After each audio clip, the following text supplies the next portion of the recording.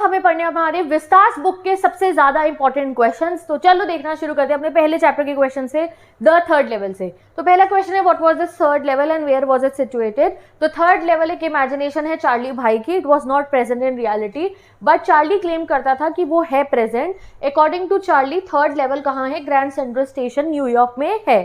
ठीक है। Explain the phrase swear on a stack of time table, यानी कि मैं कसम खा रहा हूँ टाइम टेबलों की। इसका मतलब क्या हुआ? ये जो फ्रेज है थर्ड लेवल चैप्टर में से लिया गया है एंड इस फ्रेज का मतलब ये है कि वो जो है एब्सोल्यूट सर्टिनिटी यानी कि बहुत श्योरिटी के साथ कह रहा है कि न्यूयॉर्क के, न्यू हेवन के, हार्टफोर्ड रेलवे के हर एक प्रेसिडेंट ये बोलेंगे कि ग्रैंड सेंट्रल स्टेशन के 2 लेवल है, बट आई एम टेलिंग कि नहीं भाई साहब 3 लेवल्स हैं। Why do you think Charlie withdrew all the money he had from bank to buy old style currency? Charlie ने क्यों पुराने नोट निकलवाए थे ये बताओ। तो in the third level Charlie withdraw करता है significant portion of his saving to buy old style currency because उसको बिलीव है कि जो ग्रैंड सेंट्रल स्टेशन है वो टर्मिनल टू पास्ट है और वो उस करेंसी को यूज करके अपनी वाइफ लूजिया के साथ वहां रहना चाहता है। चार्ली बिलीव करता है ओल्ड करेंसी से उसे ग्रेटर वैल्यू मिलेगी पास्ट के अंदर और वो फाइनेंशियल सेफ्टी की तरह उसका रहेगी, जिससे कि in case they can not return to present. मतलब कि इतने सारे $300-200 वो इसलिए लेके जा रहा है, थोड़े से पैसे इसलिए नहीं लेके जा रहा है वो कि भाई फिर वहां पे अपना खर्चा पानी भी तो चलाऊंगा ना उनसे। How did Charlie often got lost in the grand Central station? खोता कैसे था वहां पे? तो grand Central station expansion resemble the growth of a tree with countless corridor, doorways and staircase extending like roots. तो चार्ली को ऐसा लगता था। The station had a complex interwoven structures leading confusion. While searching for an entrance and exit, Charlie often found himself moving up and down different levels, frequently losing his way. तो Charlie को क्या लगता था कि वो पेड़ इसलिए है क्योंकि वहां के बहुत सारे कॉरिडोर्स हुआ करते थे। Do you think that third level was a medium of escape for Charlie? Why? तो द ऑब्वियसली वो मीडियम ऑफ एस्केप था उसका। जो प्रेशर्स है, अनसर्टेनिटीज है, स्ट्रेस है मॉडर्न वर्ल्ड का, उसने चार्ली की मेंटल वेलबींग को इफेक्ट कर दिया है। चार्ली ओवरवेल्ड फील कर रहा है आज के दुनिया के वजह से, इसलिए वो एस्केप का एक जरिया ढूंढ रहा है। However, it was a creation of his imagination. It was desire to break free from the modern world की insecurity, fear, worries and stress by entering into a world of dream and fantasies. तो ये question पढ़ लो अगर ऐसा कोई question आए तो बहुत इंपॉर्टेंट है। What made Charlie believe that he was actually standing on the third level? तो एक शाम की बात है, after working late at his office, Charlie को बहुत जल्दी हो रही थी टू रीच होम। तो while navigating Grand Central Station वो एक्सीडेंटली एंटर करता है आग डोरवे में और वो खुद को कहाँ पाता है? थर्ड लेवल पे। The station had an old fashion और रोमांटिक आप कह सकते हो चार्म। वुडन टिकट काउंटर था, ओपन गैस फ्लेम लाइट्स थी and people were dressed in a vintage clothing. This unique setting convince Charlie that he had truly discovered a hidden third level to 1894। What is inferred from the Sam का letter? Sam के letter से हमें क्या समझ में आता है? तो जो सैम का लेटर था पोस्टमार्क, उस पर क्या लिखा था? जुलाई 18, 1894 गेलिसबर्ग इलिनॉइस से वो आया था एंड उसमें हमें एलिमेंट्स ऑफ मिस्ट्री पता चले। लेटर वैलिडेट करता है चार्ली की बिलीफ को कि जो थर्ड लेवल है वो सच्ची में है एंड वो जो है उसको डिस्कवर करके गेलिसबर्ग पहुंच सकता है। This letter blurs the boundaries between reality and fantasy, leaving readers to wonder if the third level is real or just a psychological escape. ठीक है, यही वो एक पॉइंट है जहाँ पे हमें लगता है क्या ये सच तो नहीं था। Why did Charlie run away from the ticket counter when he went to buy old currency? क्यों भाग जाता है बिना टिकट्स खरीदे?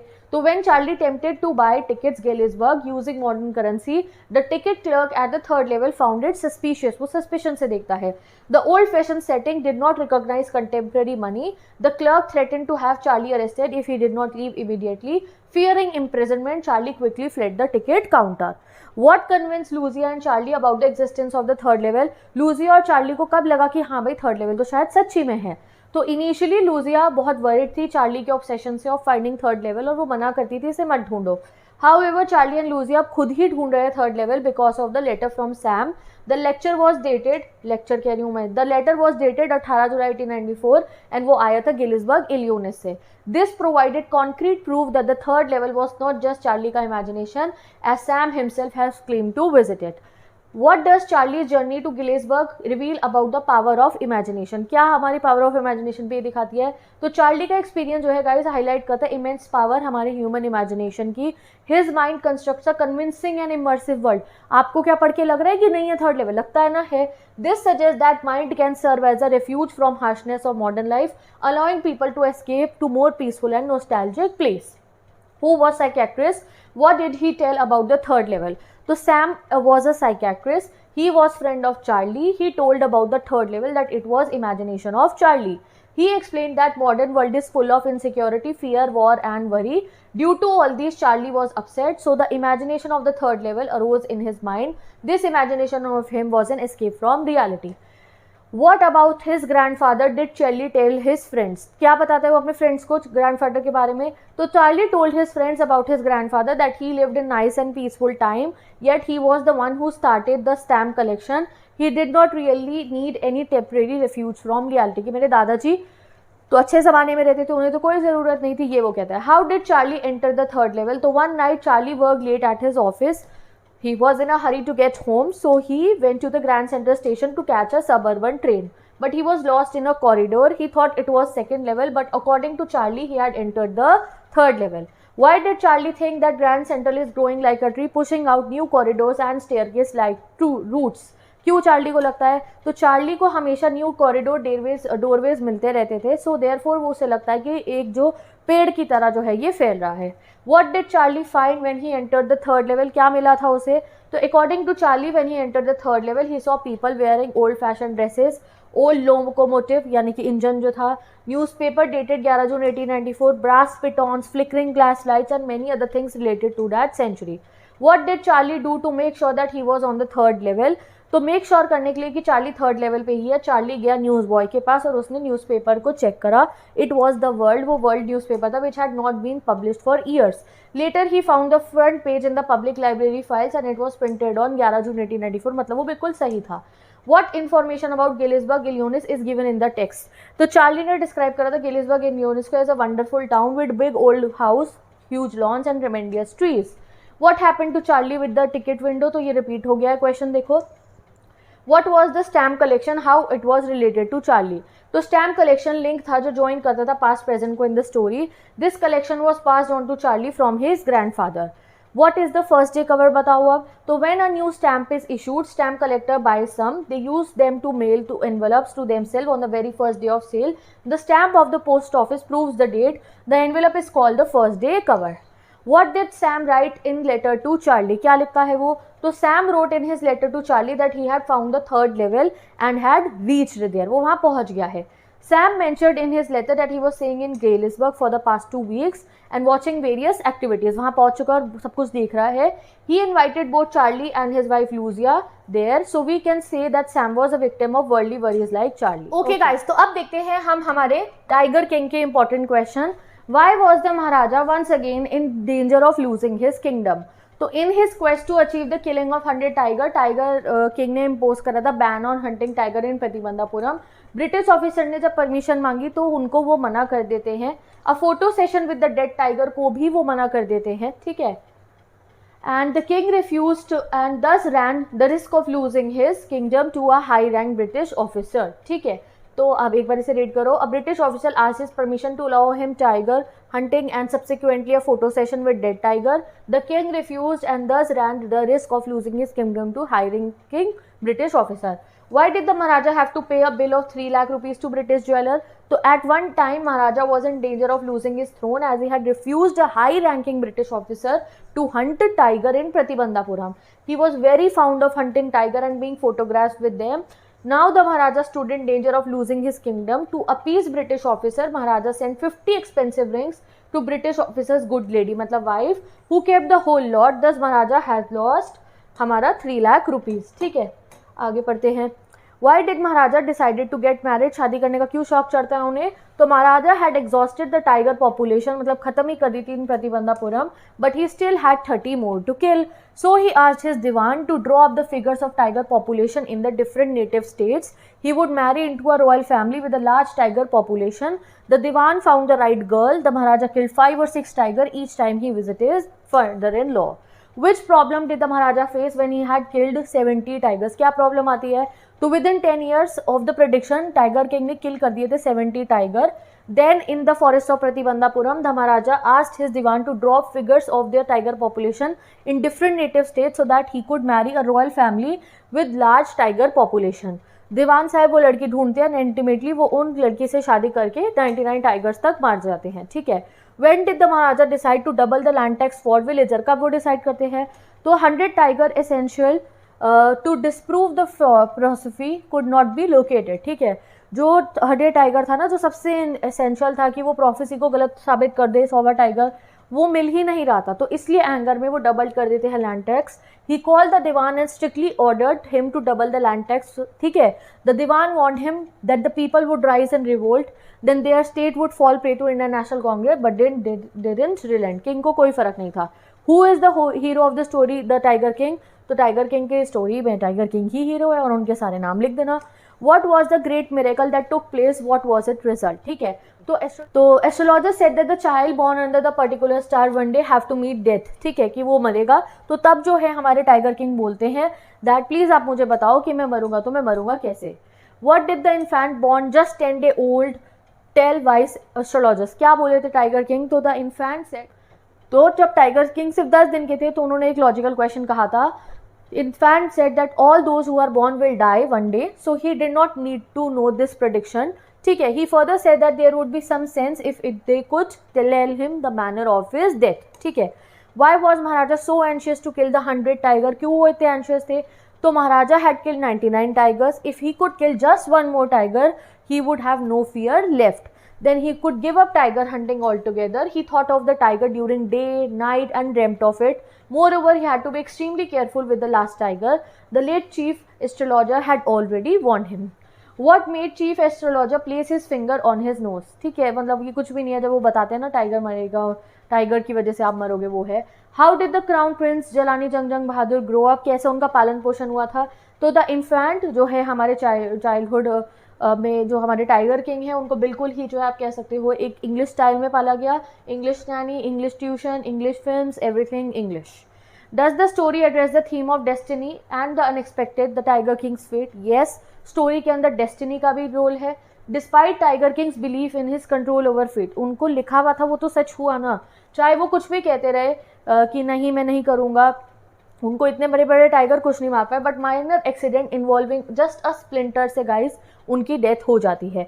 How does the Tiger king character resonate with modern political figures and what lesson can be drawn from his story? तो ये जो chapter है ना, ये यहाँ पे हमें जो है पॉलिटिशियंस के बारे में और जो लोग पीपल इन पावर है उनके बारे में बताया गया कि कैसे वो पावर का मिसयूज करते हैं। तो tiger king resembles modern political figure who prioritize personalize interest. ऐसी तो होता है आजकल भी, सब लोग अपने जो पॉलिटिशियंस भी होते हैं अपने वादे पूरे नहीं करते, सिर्फ अपना पब्लिक इंटरेस्ट, अपना इंटरेस्ट देखते हैं rather than public interest. His actions reflect authoritarian tendency, जहाँ पे लीडर्स मैनिपुलेट करते हैं रूल को अपने बेनिफिट के लिए। The story serves as a warning against selfish leadership and the consequence of uncheck power. ये स्टोरी दिखा रही है कि अगर कोई लीडर बहुत सेल्फिश है तो आप देखो सोसाइटी का हाल ये होगा। What can you infer about the role of superstition in the story? तो superstition का क्या रोल है?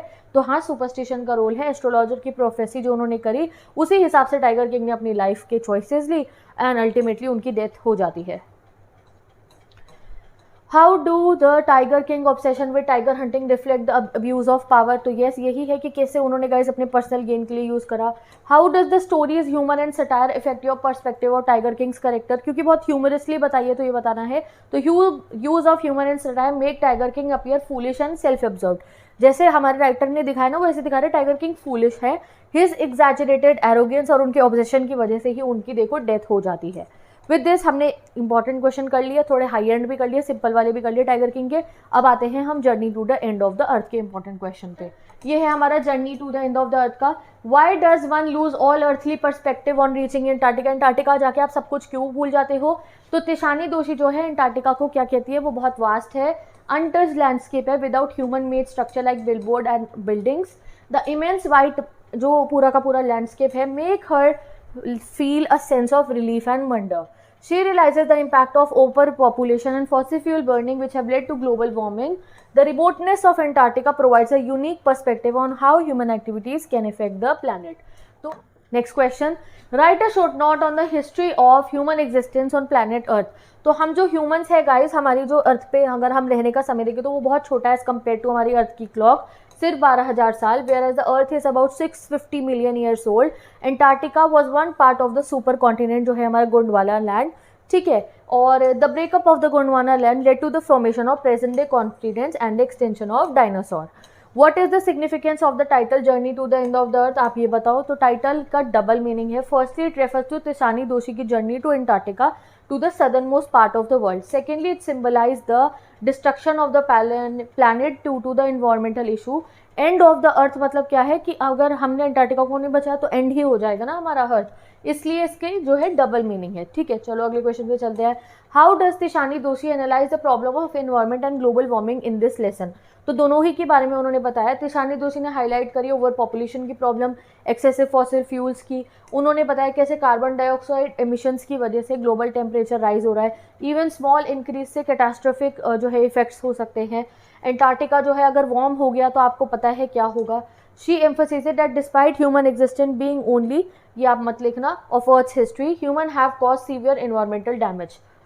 चलो, what advantage does visit to Antarctica give, क्या एडवांटेज होगी। तो अब विजिट टू एंटार्क्टिका हेल्प करता है हमें अंडरस्टैंड करने में past, present and future of हमारा अर्थ। वो साइंटिस्ट और स्टूडेंट्स को अलाउ करता है कि वो बाकी चीज़ों को समझ सके। हाउ लॉन्ग वॉज तिशानी दोषी जर्नी, कितनी इनकी जो है जर्नी थी। तो 9 time zone, 6 check point, 3 water body and multiple ecospheres को पार करके वो वहाँ पहुँचती है। व्हाट वर तिशानी दोषी से इमोशन ऑन रीचिंग एंटार्क्टिका, क्या इमोशन थे। तो उन्हें बहुत रिलीव महसूस हुआ था। The vast white landscape and uninterrupted blue horizon field her with wonder and amusement at its immensity and isolation. What is Gondwana land, बताओ। तो गोंडवाना लैंड एक सुपर कॉन्टिनेंट होता था जो बहुत सालों पहले हमारे यहाँ पे था, और जो है इट वॉज वार्म क्लाइमेट होता था, फ्लोरा फौना होती थी, और वो डायनासोर और जो है बाकी मैमल्स आने से पहले उनका घर होता था। How did Antarctica became isolated. तो भाई कॉन्टिनेंटल ड्रिफ्ट के बाद में जब इंडिया मूव करा नॉर्थवर्ड हिमालयाज की तरफ, साउथ अमेरिका ड्रिफ्ट करा ड्रेक पैसेज की तरफ, तब जो है हमारा एंटार्क्टिका अकेले नीचे फ्रोज हो गया। How does one lose sense of perspective and time in Antarctica, क्योंकि वहाँ पे ऑस्ट्रल समर रहता है, यानी कि बहुत समय तक दोपहर ही रहती है, दिन ही रहते हैं काफ़ी दिनों तक, और वहाँ पे कोई आवाज़ें नहीं होती है एक्सेप्ट जो है आप कह सकते हो अवलांच की। ठीक है, वहाँ पे कोई बिलबोर्ड वगैरह नहीं होते, तो इसलिए हम लोग जो है वहाँ पे भूल जाते हैं कि हम अर्थ पे भी है। How was mankind cause environmental destruction, तो सिंपल आप लिख देना हम कैसे डिस्ट्रक्शन करते हैं। Why is Antarctica important for future mankind, इसलिए है क्योंकि वो अनटच्ड है अभी ह्यूमन एक्टिविटी से, और उसमें हमारे कार्बन रिकॉर्ड्स हैं।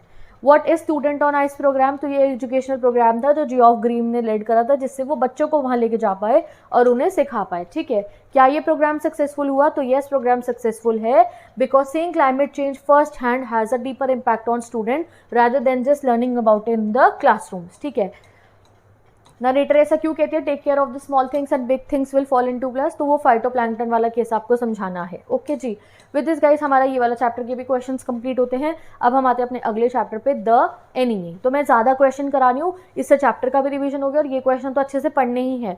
पॉज करो वीडियो को, अच्छे से रीड करो, इन्हें ज़रूर प्रिपेयर करना है। ओके गाइस, अब हम अगले क्वेश्चन पे आते हैं। How did doctor Sadao's father bring him up.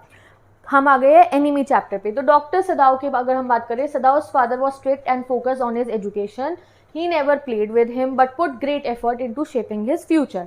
He believed in discipline and sent Sadao to America at 22 to study medicine, ensuring he had bright future. Where did Sadao meet Hannah? Why didn't he marry her immediately? कहाँ मिले थे और शादी एकदम से क्यों नहीं करी। तो सदाओ मिले थे हैना से अमेरिका में, अमेरिकन प्रोफेसर के घर पे। They did not marry immediately because they wanted Sadao's father's approval and wished to marry in a traditional Japanese way. Who was the white man? How did he come to the shore? तो white man एक American soldier था, possibly a prisoner of war. He had a gunshot wound on his lower back, blackened with the gunpowder. He was likely shot while escaping, and his body was further injured by the rocks in the sea before washing up on shore. What did the Dr. Sadao initially want to do? Why didn't he do it? तो initially doctor सदाओ चाहते थे कि वो best course of action ले, put the man back in the sea. However, being a doctor, he was trained to save lives, so he decided to treat, despite knowing as a patriotic Japanese, he would eventually have to hand him over to the authorities. How does the old gardener reflect the common Japanese belief and sentiments? तो old gardener को believe हुआ कि सदाओ को उस white man को छोड़ देना चाहिए, क्योंकि जो है मतलब मार देना चाहिए या उसे पानी में वापस फेंक दे, क्योंकि सी ने और गनशॉट ने नेचर का वे था उसे पनिश करने का। अगर हम उसको रोकेंगे तो बैड लक आएगा और रिवेंज आएगा from the nature. How did Yumi react when she asked to clean the wounds of white man. तो यूमी रिफ्यूज कर देती है वॉश करने को वाइट मैन को, saying she had never touched a white man before and would not do it. Hana did not force her and instead wash the man herself even though she was afraid and disgusted. How did Hana help Sadao in the operation, कैसे करा था? तो before Sadao started Hana wash the white man and provided him with towels. She felt sick and almost fainted even running to retch. Retch मतलब वो vomiting करने गई थी, but returned to assist. She administered anesthesia to the patient. Why does the general speak of German ruthlessness and American sentimentality? General ने क्यों कहा था German doctors को रूथलेस? तो general said that German doctors जो है रूथलेस है and only cared about the success of the operation and not the patient का survival. He appreciated American doctor कम compassion, wished Sadao would be ruthless like Germans when dealing with the enemy and compassionate when treating him.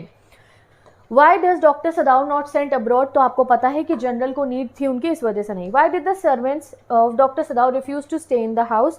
The servants were patriotic and believed in helping American as a betrayal.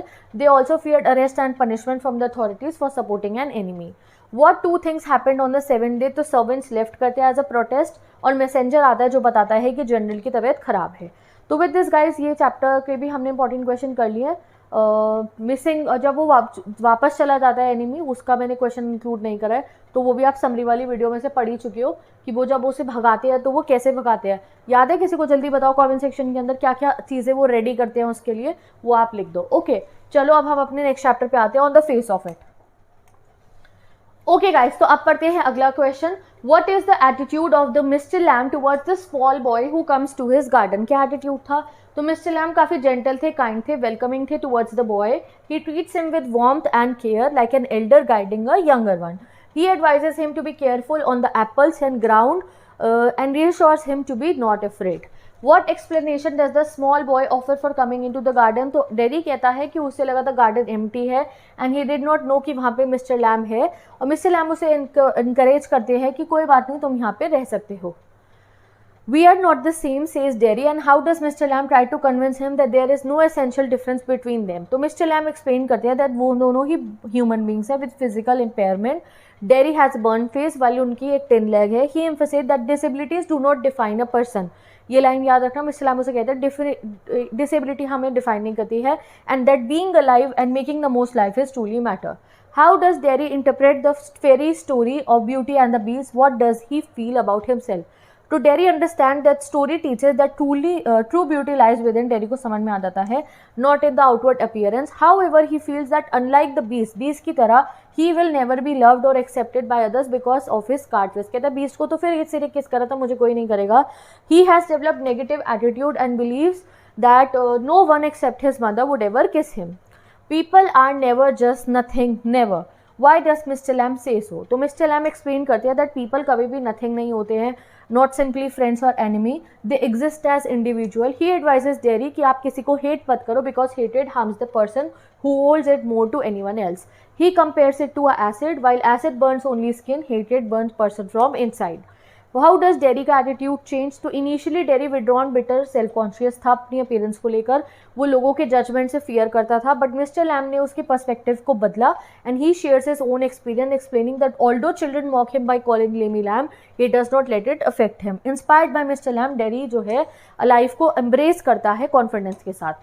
How, according to Mr. Lamb, can one overcome a sense of hurt or humiliation caused by one's physical disability? Mister Lamb उसे कैसे समझाते हैं कि तुम कैसे अपने आप को अच्छा फील करा सकते हो? तो mister Lamb does not provide a direct solution. Direct solution नहीं दिया था, बट एक्सपीरियंस दिए. जैसे कि उन्होंने बताया बच्चे भी मुझे लेमी लैम बुलाते हैं, बट फिर भी वो गार्डन में आते हैं और वो लोगों के वर्ड्स को खुद को इफेक्ट नहीं करने देते. इनफैक्ट वो खुद पॉजिटिव थिंग्स पे फोकस करते हैं. हाउ शुड पीपल बी जज? तो people should not be judged on the basis of the physical appearance but on their जो है कह सकते हैं हम actions. Many individual with physical disabilities have overcome their challenge achieve great success. ये value based type का question है. How does Derry का हैंडीकैप अफेक्ट हिज लाइफ? तो ड्यू टू हैंडीकैप डेरी जो है क्या फियर करता है? Acute lack of self regard. वो सेल्फ कॉन्फिडेंस नहीं है, रिजेक्शन है. He did not like being with people because they constantly remind him of his ugliness, so he stayed away from them. He felt he was too ugly to be liked and loved by anyone. How does Mr. Lamb overcome his feeling of loneliness? तो Mr. Lamb अपनी loneliness की feeling overcome करने के लिए garden में बैठते हैं with gates always open. Okay, और जब ठंडा होता है तो वो crab apples को उतारते हैं. He sat in the garden, listened to his bees singing and sat in the sun reading books. Why was Mr. Lamb के गार्डन के gate always open? Why does Mr. Lamb leave the gate open? ठीक है, तो mister lamb को अच्छा लगता था कि गेट खुले हो, नए नए लोगों से मिलना उन्हें अच्छा लगता था, नए लोगों से बात करना उन्हें अच्छा लगता था. He further says that everything that belongs to him belongs to everybody else. Why does mister Lamb say so you are not lost, are you not all together. ये लाइन वो कब कहते हैं, ये लाइन वो डेरी को तब कहते हैं जब डेरी उन्हें बताता है कि मुझे छत के ऊपर बारिश का गिरना पसंद है। ठीक है, चलो, in what sense friendship between mister Lamb and Derry fruitful थी। तो येस, द फ्रेंडशिप फ्लरिश हुई between mister Lamb and Derry, बहुत फ्रूटफुल थी क्योंकि मिस्टर लैम ने डेरी को जो है लाइफ अच्छे से जीने के लिए सिखा दिया था। What peculiar thing does Derry notice about mister Lamb, कि वो गेट खुले रखते हैं, वो कहते हैं उनके बहुत फ्रेंड्स हैं, but when Derrick ask about their names, वो किसी का नाम नहीं बता पा रहे थे, इनफैक्ट वो ऐसे ही बोल देते हैं। उनका पॉजिटिव व्यू है लाइफ के ऊपर और वो अपनी फिजिकल इम्पेयरमेंट को कोई रुकावट नहीं बनने दे रहे हैं। ठीक है, चलो, who was Derry, why did he suffer, तो 14 ईयर्स का बॉय था, सिंपल सा ये क्वेश्चन हमारा कंप्लीट हो जाता है। अब आते हैं हम अपने लास्ट चैप्टर पे, मेमोरीज ऑफ चाइल्डहुड के इंपॉर्टेंट क्वेश्चन पे। ओके गाइस, तो अब जिद कालासा वाले चैप्टर के इंपॉर्टेंट क्वेश्चन देखते हैं। तो I felt sinking to the floor, Zitkala Sa ने ऐसा कहा है और ऐसा क्यों कहा ये बताओ।